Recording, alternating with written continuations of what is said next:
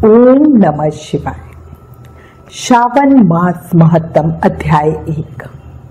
हरे कृष्णा, राधे राधे। आज इस वीडियो में हम श्रावण मास महत्तम का प्रथम अध्याय सुनेंगे। इसमें शौनक आदि 88,000 ऋषिगण श्री सूत जी महाराज से श्रावण मास महत्तम सुनाने की प्रार्थना कर रहे हैं। इस अध्याय में हम ईश्वर और सनत कुमार संवाद में श्रावण मास के महत्तम का वर्णन सुनेंगे। शुरू करते हैं। एक समय शौनक आदि 88,000 ऋषि श्री सूत जी महाराज से बोले, हे सूत जी महाराज, हे महाभाग, हे व्यास शिष्य, हे अकल्मष, आपके मुख कमल से अनेक आख्यानों को सुनते हुए हम लोगों की तृप्ति नहीं होती है। इन पवित्र व्याख्यानों को बार बार सुनने की इच्छा बढ़ती जा रही है।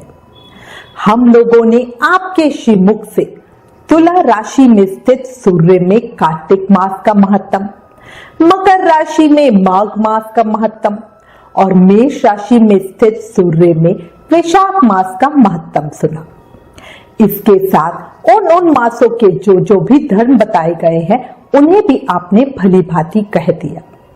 यदि आपके मत में इनसे भी अधिक महिमामयी कोई मास हो अथवा भागवत प्रिय कोई धर्म हो तो आप उसे अवश्य कहिए, जिसे सुनकर कुछ अन्य सुनने की हमारी इच्छा ही ना हो।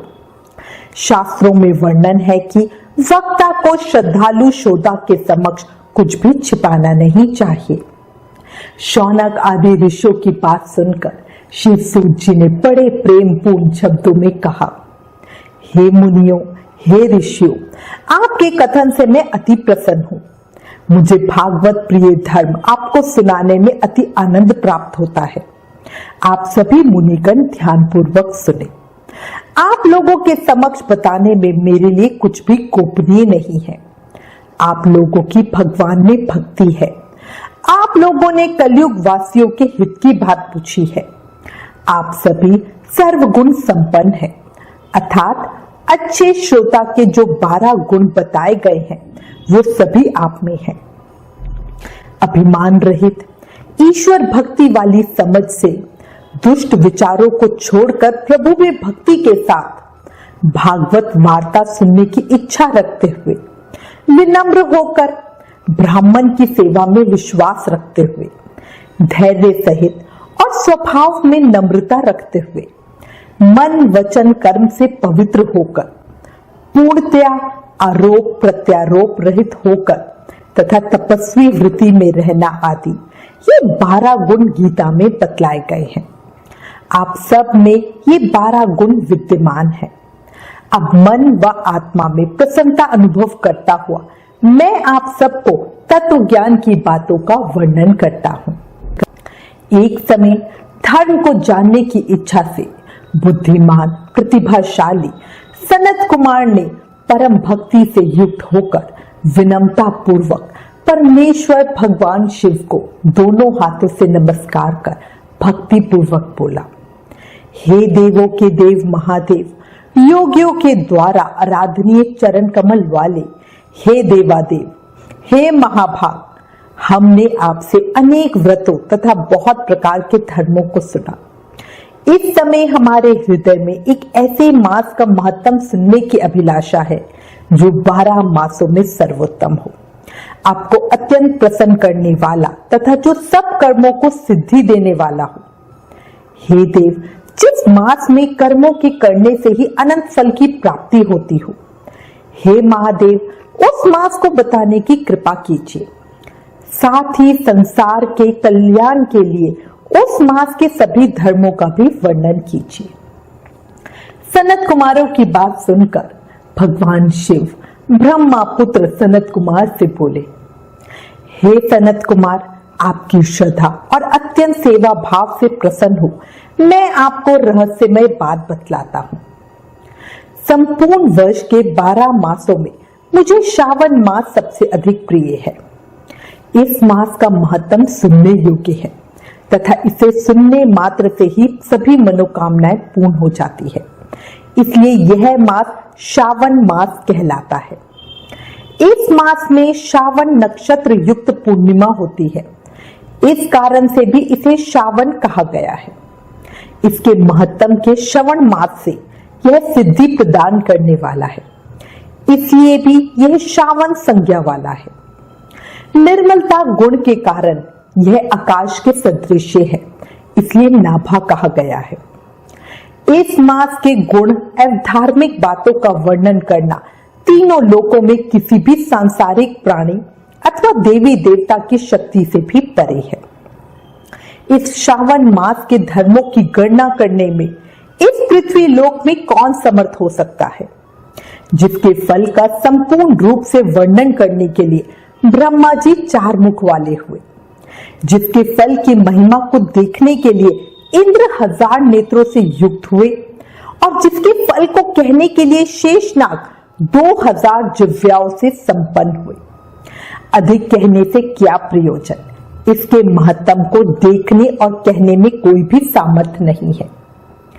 हे मुने, अन्य मास इसकी एक कला को भी नहीं प्राप्त होते हैं।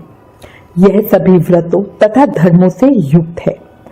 इस महीने में एक भी दिन ऐसा नहीं जो व्रत से रहित दिखाई देता हो। इस माह में प्रायः सभी तिथियां व्रत युक्त है। इसके महत्तम के संदर्भ में मैंने जो कहा है वह केवल प्रशंसा मात्र नहीं है। जिज्ञासु भक्त, दुखी, अर्थ की कामना करने वाले, मोक्ष की अभिलाषा रखने वाले और अपने अपने अभिष्ट की आकांक्षा रखने वाले चारों प्रकार के लोगों, ब्रह्मचार्य, गृहस्थ, वानप्रस्थ, संन्यास आश्रम वालों को इस श्रावण मास में व्रतानुष्ठान करना ही चाहिए। सनत कुमार बोले, हे भगवान, हे ईश्वर, आपने बतलाया है कि इस मास की सारी तिथियां व्रत धारण करने के लिए होती है, अतः हे महाभाग, यह सब आप मुझे विस्तार से बतलाएं कि किस दिन अथवा किस वार को कौन सा व्रत किया जाता है और उस व्रत को करने का अधिकारी कौन होता है, उसका क्या फल होता है, वह व्रत किसने और कब किया, उसकी विधि क्या है, किस देवता की पूजा होती है, पूजन सामग्री में कौन कौन सी वस्तुएं सम्मिलित की जानी चाहिए, उसमें मुख्य पूजन किसका होता है, रात्रि जागरण किस प्रकार किया जाता है, व्रत दिन अथवा रात्रि किस समय किया जाना चाहिए, किस व्रत का कौन सा समय होना चाहिए। हे प्रभु, यह सब आप मुझे बताएं।